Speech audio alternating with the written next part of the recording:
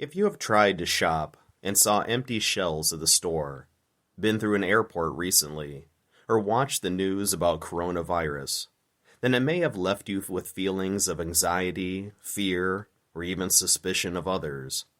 Friends, are we going to let our lives be ruled by coronavirus or Christ? For St. Paul wrote in our second reading, "We boast in hope of the glory of God, and hope does not disappoint, because the love of God has been poured out into our hearts." Our hope in the power and goodness of God, demonstrated in laying down the life of His Son, Jesus, is what gives us courage during crisis. We will prevail in hope if we do these three steps: prepare, pray, and practice virtue. First, be prepared, as we have been asked to, by practicing good hygiene, sanitizing when possible.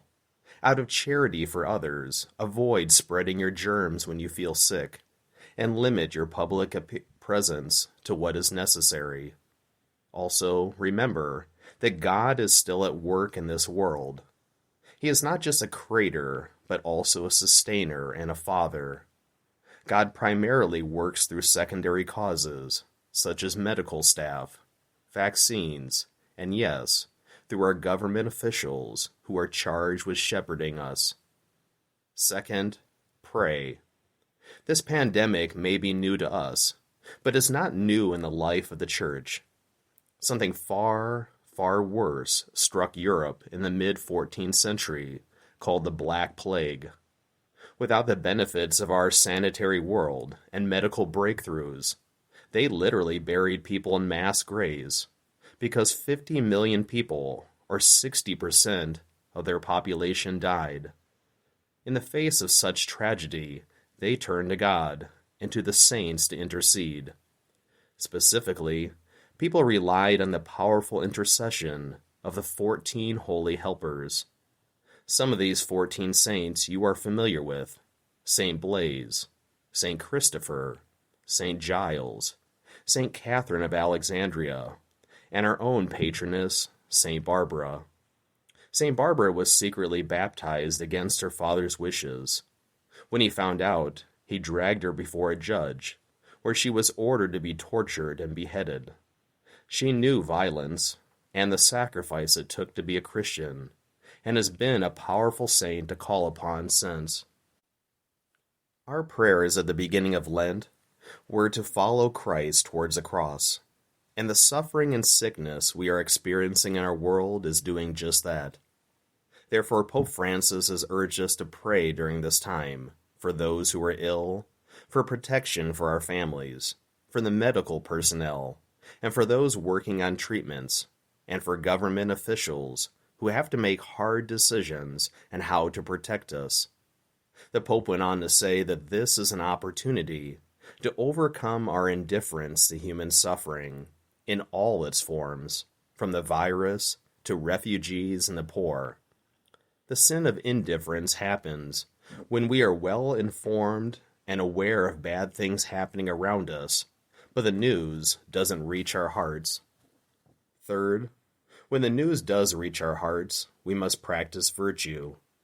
Virtue is putting our love into action when we see need. If we have a neighbor who is sick this season, communicate your care for them by the phone, a card, or over social media. When we are sick and afraid, we feel isolated from others and from God. Humans need humans to feel the presence of God. If someone is quarantined in their home, offer to drop off groceries or a meal, or take up some responsibility they are unable to do now. This is also a time that God is raising up saints. Think of the virtue and courage demonstrated by the young St. Aloysius Gonzaga. His father had high hopes of a military career, but kidney disease sidelined him. During his recovery, he prayed and reflected on what God wanted from his life. He felt called to the priesthood and began his studies with the Jesuits. Before he finished, a plague broke out in Rome in January of 1591.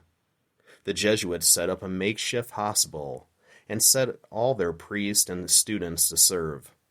Aloysius was squeamish at first, but his fear and disgust at the disease soon gave way to compassion. Aloysius carried the sick, who were left to die in the streets, on his back to the hospital. He found them a bed, washed and fed them.